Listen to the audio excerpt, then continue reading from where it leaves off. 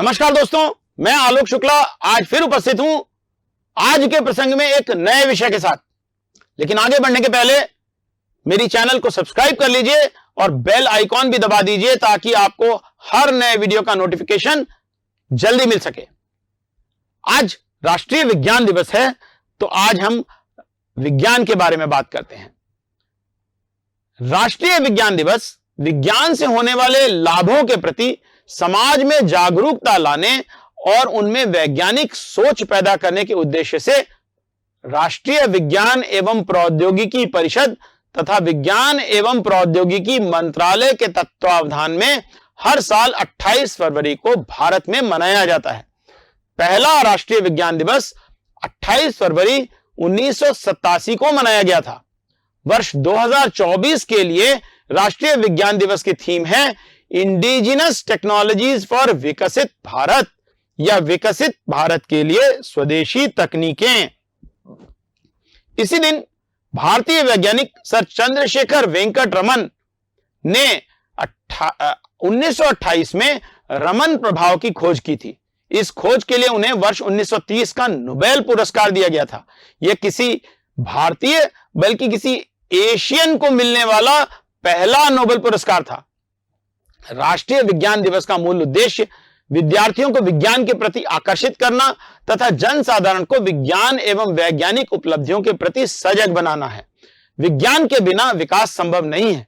विज्ञान से अंधविश्वासों का अंत भी होता है। इस दिन विज्ञान संस्थानों, राष्ट्रीय विज्ञान प्रयोगशालाओं, विज्ञान अकादमियों, स्कूलों और कॉलेजों में विभिन्न वैज्ञानिक गतिविधियों के कार्यक्रम आयोजित किए जाते हैं। इन कार्यक्रमों में वैज्ञानिकों के भाषण, निबंध लेखन, विज्ञान प्रश्नोत्तरी, विज्ञान प्रदर्शनी, सेमिनार और संगोष्ठी आदि होते हैं। विज्ञान के क्षेत्र में विशेष योगदान के लिए राष्ट्रीय एवं दूसरे पुरस्कारों की घोषणा भी इसी दिन की जाती है। आइए थोड़ा डॉक्टर चंद्रशेखर वेंकट रमन के बारे में बात करते हैं। मजे की बात यह है कि रमन की पूरी शिक्षा दीक्षा भारत में ही हुई थी। उन्होंने मात्र 200 रुपए में एक स्पेक्ट्रम मापी बनाया था जिसके द्वारा वे इतनी महत्वपूर्ण खोज कर सके। 19 वर्ष की आयु में ही रमन ने प्रथम श्रेणी में प्रथम रहते हुए भौतिकी में एमए कर लिया था। फिर वो वित्त सेवाओं की प्रतियोगी परीक्षाओं में सफल होकर कलकत्ता में उप महालेखा अधिकारी बनकर काम करने लगे। विज्ञान के प्रति रुचि होने के कारण वो महेंद्रलाल सरकार द्वारा स्थापित विज्ञान अनुसंधान संस्था Indian association for cultivation of sciences से जुड़ गए। वे दिन भर सरकारी काम करते थे और उसके बाद देर रात तक प्रयोगशाला में काम करते थे। सन 1917 में उन्होंने सरकारी नौकरी छोड़कर लगभग आधी तनख्वाह पर कलकत्ता विश्वविद्यालय में भौतिकी के प्रोफेसर का पद स्वीकार किया। सन 1921 में पहली बार एक अध्ययन यात्रा पर रमन को विदेश जाने का मौका मिला। पानी के जहाज से यात्रा करते समय सागर के नीले जल ने उनका ध्यान आकर्षित किया।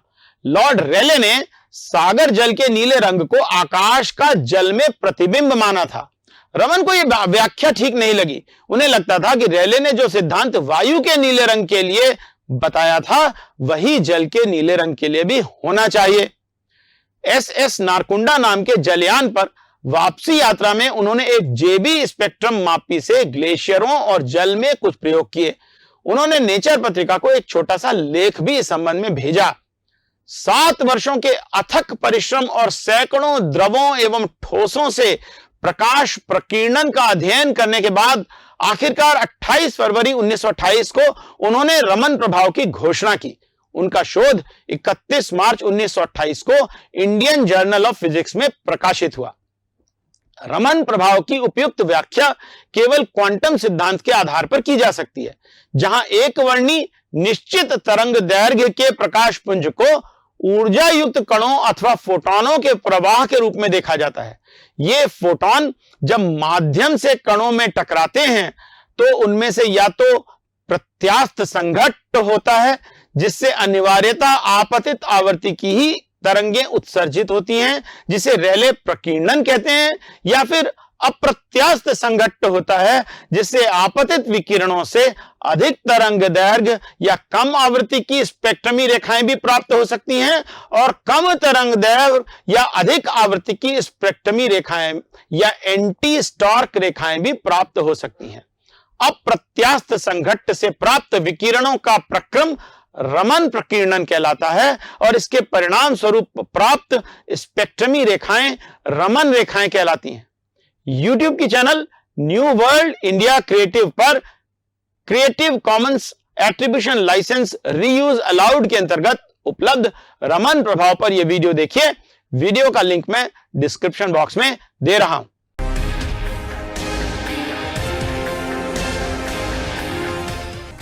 हर साल 28 फरवरी को देश के विकास में वैज्ञानिकों के योगदान को चिन्हित करने और इसे याद करने के लिए राष्ट्रीय विज्ञान दिवस या नेशनल साइंस डे मनाया जाता है।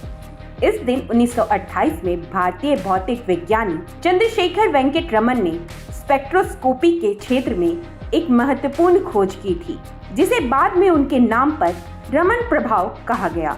अपनी इस खोज के लिए सीवी रमन को 1930 में भौतिकी में प्रतिष्ठित नोबेल पुरस्कार से सम्मानित भी किया गया था।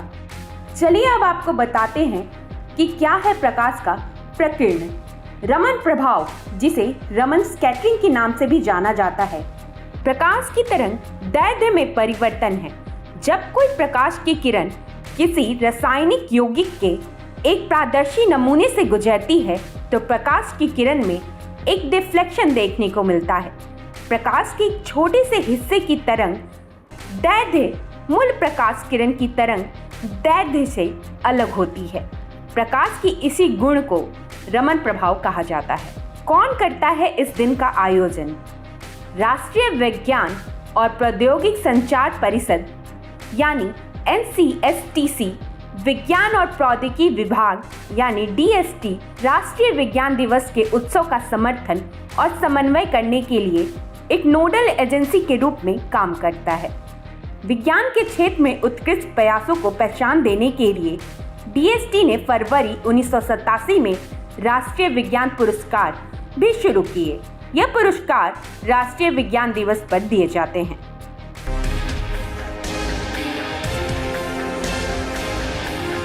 भारत के संविधान में वैज्ञानिक दृष्टिकोण को बहुत अधिक महत्व दिया गया है। सन 1976 संविधान के 42वें संशोधन से मौलिक कर्तव्यों के अंतर्गत अनुच्छेद 51A(h) को जोड़ा गया, जिसमें कहा गया कि वैज्ञानिक दृष्टिकोण विकसित करना भारत के प्रत्येक नागरिक का कर्तव्य होगा। प्राचीन काल से ही भारत में विज्ञान की परंपरा रही है। चिकित्सा विज्ञान में चरक और सुश्रुत, खगोल विज्ञान व गणित के क्षेत्र में आर्यभट्ट और ब्रह्मगुप्त, रसायन विज्ञान में नागार्जुन आदि की खोजों का बहुत महत्वपूर्ण योगदान है।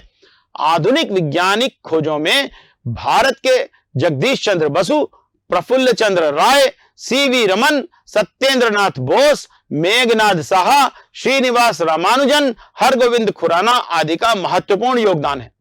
आधुनिक भारत में विज्ञान के प्रति लगातार लगाव है और विज्ञान की प्रगति लगातार जारी रही है। 26 सितंबर 1942 को सर ए रामास्वामी मुदलियार और डॉक्टर शांति स्वरूप भटनागर के प्रयासों के फलस्वरूप वैज्ञानिक एवं औद्योगिक अनुसंधान परिषद की स्थापना हुई। वैज्ञानिक अनुसंधान और आविष्कारों के लिए देश का सर्वोच्च पुरस्कार शांति स्वरूप भटनागर के नाम पर ही है। इसके बाद भारत में राष्ट्रीय प्रयोगशाला की कड़ियां स्थापित होती चली गईं। राष्ट्रीय रासायनिक प्रयोगशाला, राष्ट्रीय भौतिकी प्रयोगशाला एवं राष्ट्रीय धात्विक प्रयोगशाला की स्थापना हुई। डॉक्टर भटनागर की मृत्यु के समय तक 15 राष्ट्रीय प्रयोगशालाओं की स्थापना हो चुकी थी। भारत ने कृषि के क्षेत्र में अद्भुत वैज्ञानिक सफलताएं अर्जित की हैं। भारत की हरित क्रांति विश्व में एक अनुपम उदाहरण है। यह बड़ी बात है कि हाल ही में सरकार ने कृषि वैज्ञानिक डॉक्टर MS स्वामीनाथन को भारत रत्न देने का निर्णय लिया है।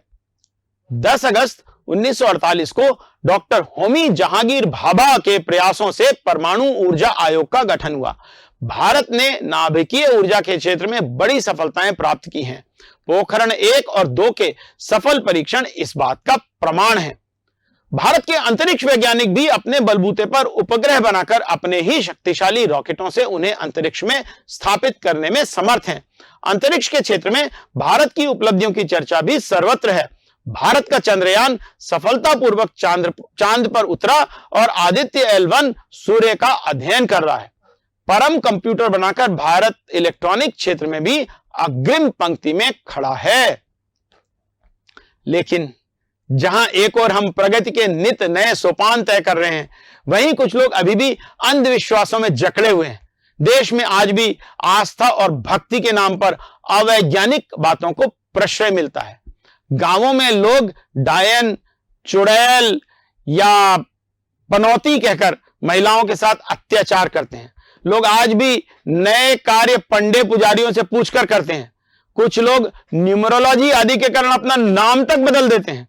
आज के वैज्ञानिक युग में हमें भारत को इन अंधविश्वासों और कुप्रथाओं से मुक्ति दिलाने के लिए लगातार प्रयास करने की आवश्यकता है।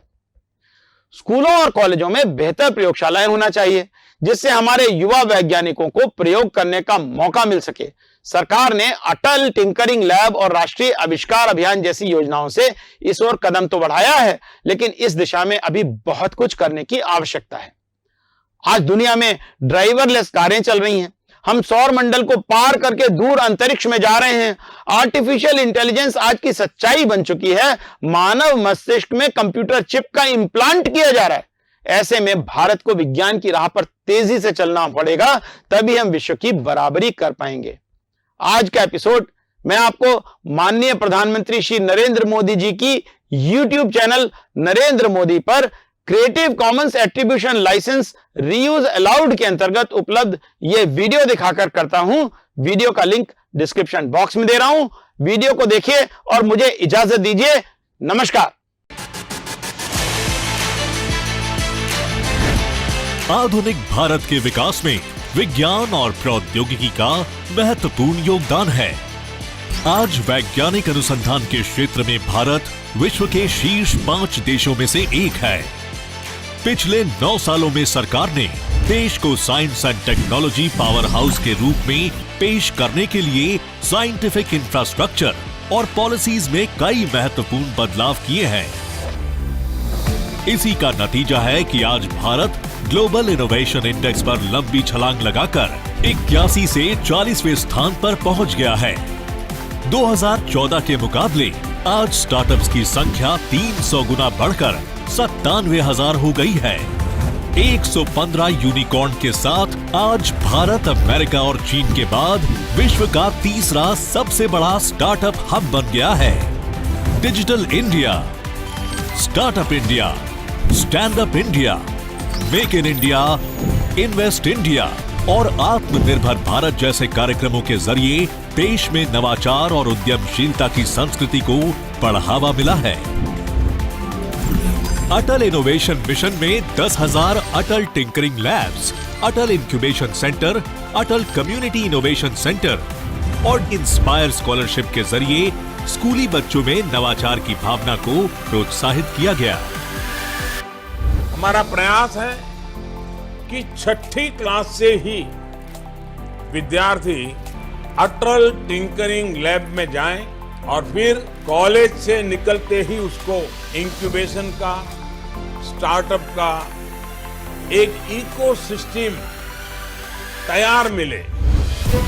आज भारत सरकार के 11 मंत्रालयों और विभाग मिलकर राष्ट्रीय प्रौद्योगिकी सप्ताह 2023 का आयोजन कर रहे हैं, जिसकी थीम है school to startups, igniting young minds to innovate. यहाँ आप मिलेंगे मशहूर टेक्नोप्रेन्योर्स और उनके हैरत अंगेज नवाचारों से। साक्षी बनेंगे देश की महत्वपूर्ण वैज्ञानिक उपलब्धियों के और करीब से समझेंगे भारत के टेक्नोलॉजी स्टार्टअप्स के इकोसिस्टम को। भारत में प्रौद्योगिकी के क्षेत्र में क्रांति लाने में technology development board startups, innovators और उद्यमियों को उनके विचारों को बाजार के लिए तैयार उत्पादों में बदलने के लिए वित्तीय सहायता प्रदान करता है। इस प्रकार ये माननीय प्रधानमंत्री के आत्मनिर्भर भारत के सपने को साकार करने का मार्ग प्रशस्त करने में भी एक महत्वपूर्ण भूमिका निभा रहा है। आजादी के अमृत काल में भारत विज्ञान और प्रौद्योगिकी के क्षेत्र में अब नए नए कीर्तिमान बना रहा है। ऐसे में सरकार की प्राथमिकता आने वाले अगले 25 सालों में देश को प्रौद्योगिकी के क्षेत्र में एक वैश्विक लीडर के तौर पर स्थापित करना है। सही नीतियों और कार्यक्रमों के साथ भारत विश्व में अग्रणी प्रौद्योगिकी केंद्र बनने के लिए अब पूरी तरह से तैयार है।